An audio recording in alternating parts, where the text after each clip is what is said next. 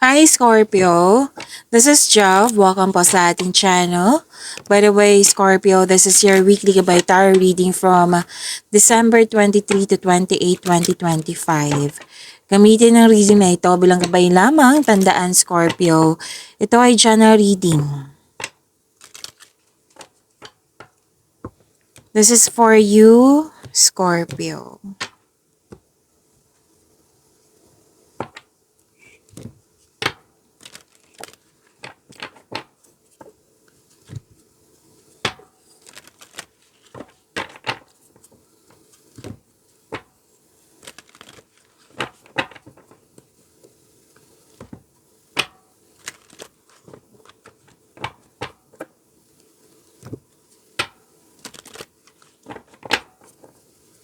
Para po ito sa iyo, Scorpio.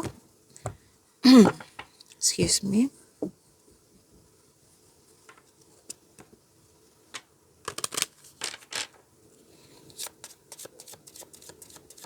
Angel number para kay Scorpio. Ay, ang ganda. Scorpio. Angel number 888. Abundance. Ang ganda naman nito. Abundance. Claim niyo po, Scorpio. So, basahin natin na. Blessings are here and more are on the way. Mas marami pang parating, Scorpio. Let yourself feel the abundant flow of prosperity that is all around you. As you stand in your highest self, you attract all that you once were seeking. Giving is always the doorway to success. Ang ganda. Prosperity is yours. Wow, overflowing to. To attract more blessings, let us say the power affirmation. Let us say, the more good I do in the world, the more abundant my life grows. I radiate an energy of loving kindness. So again, the more good I do in the world, the more abundant my life grows. I radiate an energy of loving guidance. Angel number 888. So, sinabi dito, it signifies major abundance, prosperity, and financial success. Ganda naman yan, Scorpio. Opo, claim natin to. Kahit hindi ako Scorpio, basta claim natin to. Scorpio, this is that your hard work is paying off. Kasi naging hard worker ka, diba? Parati ko tong sinasabi sa inyo sa araw-araw na reading natin na ang sipag-sipag ni Scorpio. Kaya nga gustong-gusto ko kayo na lalo na sa masipag kayo. Kahit may problema, trabaho pa rin, ganun. So, ito na yung hard work mo, resulta sa yung hard work, Scorpio. So, this is a good karma also. Good karma ito Diba sinabi kanina na nagdahil sa mga kabutihan mo, nagdahil you're showing your kindness to yourself, to the other people, sa lahat. Ito na, good karma, may dumating sa iyo. Okay? Good karma is coming or dumating na. Magkakaroon din ng spiritual growth and wow, granted yung manifestation mo. So, this is a message for it's a message to stay positive. Kasi naka-align na yung mga kailangan mo, yung spiritual goals, and prepare for rewards. Rewards from universe to Ang lakas mo, Scorpio. So, ayun po, abundance and prosperity. This is a strong indicator that wealth, success, and financial opportunities na natatanggap mo na, mahahawakan mo na, or materializing. Okay? And kasi ang number 8 is a symbol of infinity. So, tuloy-tuloy yan, Scorpio. Oo. At this is also representing a harmony, pagkakaisa po, between your physical and spiritual worlds. And yes, karmic rewards talaga to. Scorpio, wow, sana all. Your positive actions are being recognized. Nakikita ng universe po, nakikita ni God yung mga kabutihan mong ginagawa dyan. Opo, you're receiving blessings. A sign that your goals and desires are coming into reality. Ganda naman. Okay, so this is abundance and spiritual enlightenment, realization. So what to do when you see angel number 888? Acknowledge and reflect. Recognize mo yung mga signs and consider what areas of your life, career, relationship ba, finances ba na kailangan bigyan ng atensyon. Stay positive. Maintain a positive mindset and mag-focus kayo sa goal nyo to attract more success. And take action. Ato, mahusay to si Scorpio sa aksyon. Trust your intuition and take inspired steps toward your dreams. And syempre, di ba, ang intuition, siya yung magagabay patungo sa right path, patungo sa success. So, express gratitude. Ito, huwag niyo kalimutan talaga. Express gratitude. Be thankful for your blessings. Okay? To invite more into your life. Para mas ma-invite ka mga blessings sa parating sa iyo. That is creating what I meant is gratitude. Diba? In-acknowledge mo yung bigay ni God sa iyo. So, that is creating positive energy also. Na mas mama-attract mo yung blessings kasi may positive energy flow sa iyo. Okay, so that is abundance. Angel number 888. Claim nyo po ha. Scorpio, ang ganda niyan.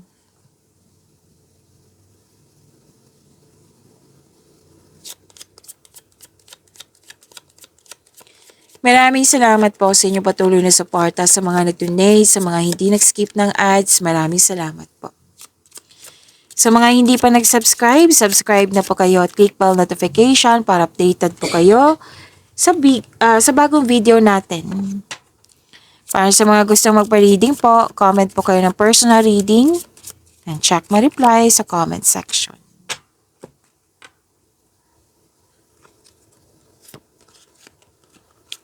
Marami parang ginagawa si Scorpio, oh. Okay, may mahalagang desisyon po. Tapos may importanteng ganap sa passion mo. Huwag mag-respond sa mga nag-provoke sa iyo ha, Scorpio, nagbigay ng paalala ng card mo. Huwag mag-respond sa mga nag-provoke sa iyo. And pwedeng may makulit dyan na busy kayo tapos kinukulit kayo. Natatawa ako kasi may nakita kasi ako kanina na yung makulit, yung anak niya, tapos sobrang busy niya. So, natawala ako. So, sorry. Na-share ko. Okay, so, proceed tayo. Okay. May bibigyan nyo ng aksyon. Pero, sinabi dito na, ang ganda nito kasi prosperity is yours, lumabas din dito. And, lalo na sa yung career and money, ha? Wow. Tapos, dumating itong opportunity ito na project. Tapos, bibigyan mo siya ng long-term plans. Kasi may nakita ako ditong new journey, adventure, or pwedeng bakasyon kayo ngayon. Pero most likely na may nakita talaga ako ditong maganda, prosperity is yours. Tapos, mga pagkakataon po na bibigyan mo siya ng agarang aksyon. Diba? Ang ganda. Claim niyo po. Prosperity na naman, di ba? Wow. Scorpio.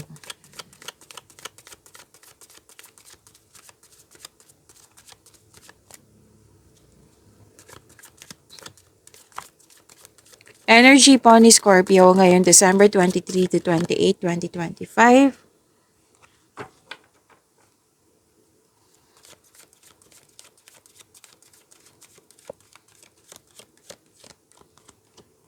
Ay, wow, Scorpio.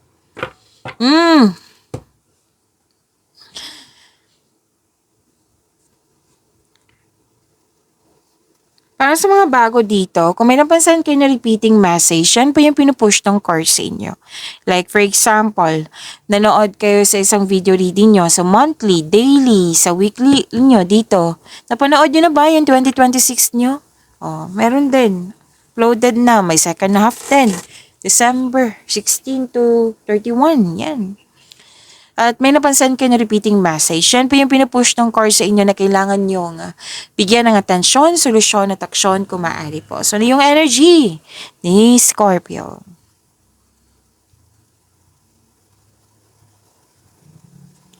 Ang daming offer? Wow! Scorpio, kaya pala na sobrang busy mo dito. Oh. Wow, ang galing. So, may iniisip lang kayo dito kasi 'di ba sinabi kanina may dumating na pagkakataon tapos binigyan mo siya ng long-term plan. So, posibleng na yung pinag-isipan mo na mabuti kasi may piliin dagsa to opportunities. Kailangan may piliin lang kayo, pinag-isipan mo na mabuti. Yan. Kasi gusto mo magkaroon siya ng positive outcome.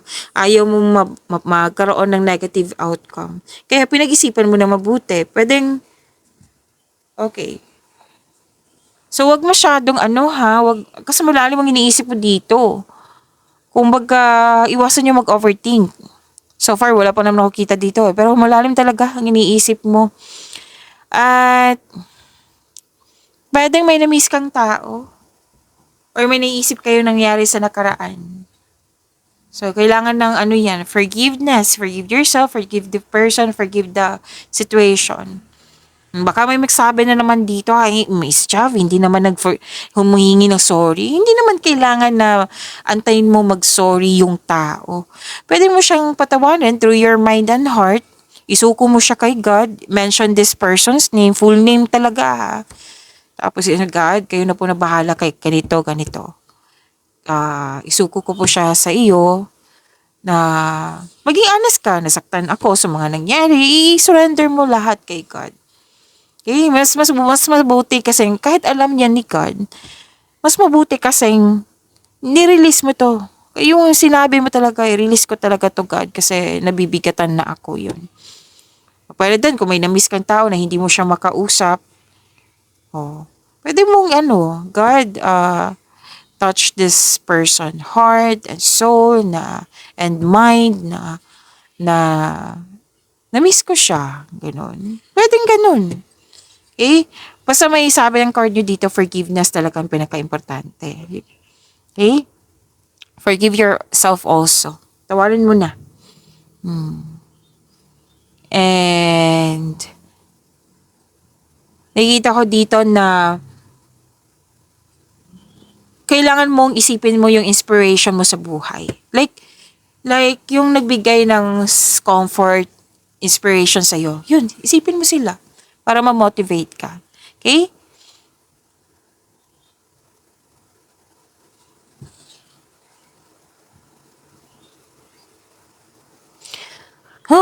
Overflowing. Diba? Overflowing to. Prosperity, overflowing, abundance, blessings. Satisfaction and abundance. May nakumpleto kayo dyan. Thankful ka sa mga biyayang natanggap. You have overflowing abundance, successful and satisfied sa buhay. So, this card asks you na to relax. Enjoy mo yung mga achievement mo. Share your good fortune to others. And your generosity will always flow back to you. Okay? And may natapos kang mga gawain dito Sobrang saya mo at may satisfaction ako nakikita dito nang dahil sa completion na ito. At love and happiness overflow talaga. Yes, sobrang satisfied nyo.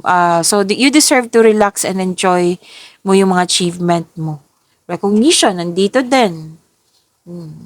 Kasi nagkaroon siya ng prosperity, increased prosperity and abundance. Nagkaroon po siya na nag-clarify siya dito. Kasi, marunong ka makinig sa iyong intuition. Yes. So, claim nyo po ang malaking blessings na ito. Scorpio, ang ganda po.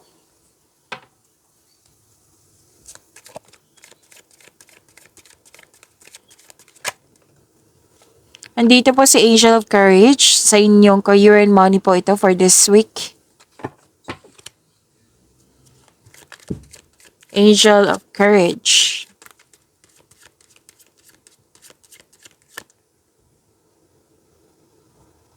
Andito din po si Angel of Dreams.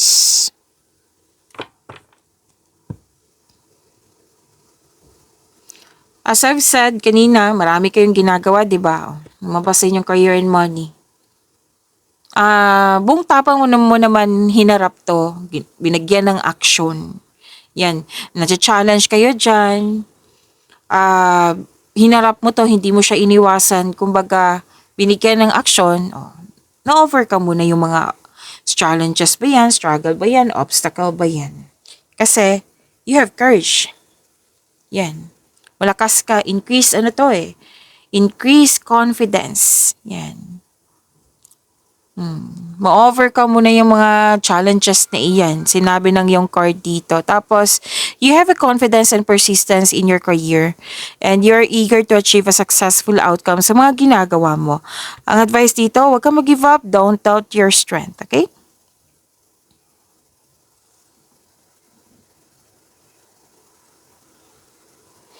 So, may ano dito ha, may offer sa'yo. Pay attention. May offer sa'yo, pero malakas naman ang intuition mo eh. May offer dito na may natuklasan ka ng hidden charges, makadiscover ka ng deal too good to be true. Kaya be wiser at may ingat. Okay? Baka may ino-offer dyan. Pero alam mo to. Pero then, may nagsabi sa inyo na hindi totoo na nalaman mo. Yan, may sikreto na nalaman mo. Kasi this is malakas ang iyong intuition. So to attract more blessings, let us say the power of affirmation, let us say. Kasi nandito po si Angel of Courage. Let us say, I trust in my ability to stay strong. I trust in my ability to stay strong. Angel of Dreams po. I appreciate what my intuition is telling me and connect with my deeper self. Again, I appreciate what my intuition is telling me and connect with my deeper self. Kung sa Tagalog po ito, kasi may nag-request po, Angel of Courage. Nagtitiwala ako sa aking kakayahan at manatiling matatag. Angel of Dreams. Pinahalagan ko kung ano ang sinasabi ng aking mga intuition, ng aking intuition at kumonekta ako sa aking sarili.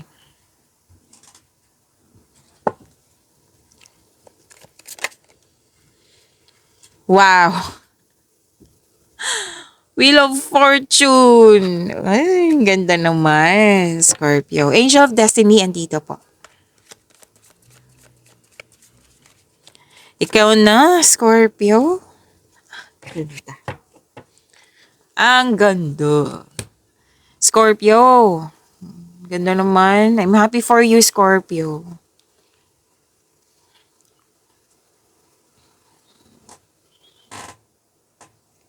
So this is about love life, self-love, partnership, and romance. Sa mga single po, may chance na mamimit mo yung new romantic partner mo. Sa mga may relasyon sa buhay mag-asawa, kung hindi kayo nagkaroon ng pagkakaunawaan, ngayon magkakaroon kayo ng pagkakaunawaan. Kasi may dumating na blessings at may panahon kayo nag-usap. So, nagkaroon ng pagkakayos. Diba? Ang ganda. This is a completion of cycle. Andito din yung good luck and good karma. May na mangyayari ngayon na ka-destiny sa'yo. And this is happiness. Ang ganda. You are moving from a painful cycle to happiness. So, embrace this new situation na dumating sa iyong buhay. Scorpio.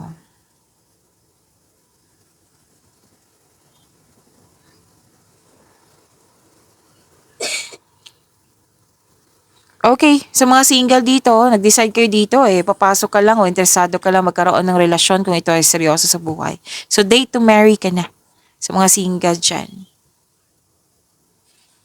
Sa mga may mag-asawa, sa mga may relasyon, ipakilala mo na yung partner mo sa grupo ng tao. May nakita rin ako ditong magkakatanggap ka ng mana or pensyon or retirement or masaganang ani ng buhay. Nag-save ka para sa sarili, nag-save ka para sa iyong family, nag-save ka para sa isang specific person. Diba? Ang ganda. Ang ganda nito. Tapos may kausap ka dito, mga wiser, mga matanda pa sa iyo. yung marami ng experience sa buhay at nakikita ko pa rin dito, Scorpio, parati itong lumalabas sa iyo na yung grupo ng tao, I believe this is your family na very supportive sa iyo. To attract more blessings, let us say the power affirmation, let us say, kasi dito po si Angel of Destiny. I trust the universe to position me wherever I need to be. I trust the universe to position me wherever I need to be. Kung sa Tagalog ba kasi may nag-request po? Nagtitiwala ako sa universe na iposisyon ako saan man ako kailangan. Pag-imani niyo po yung blessings sa binigay sa inyo, Scorpio. See you tomorrow. Maraming salamat po.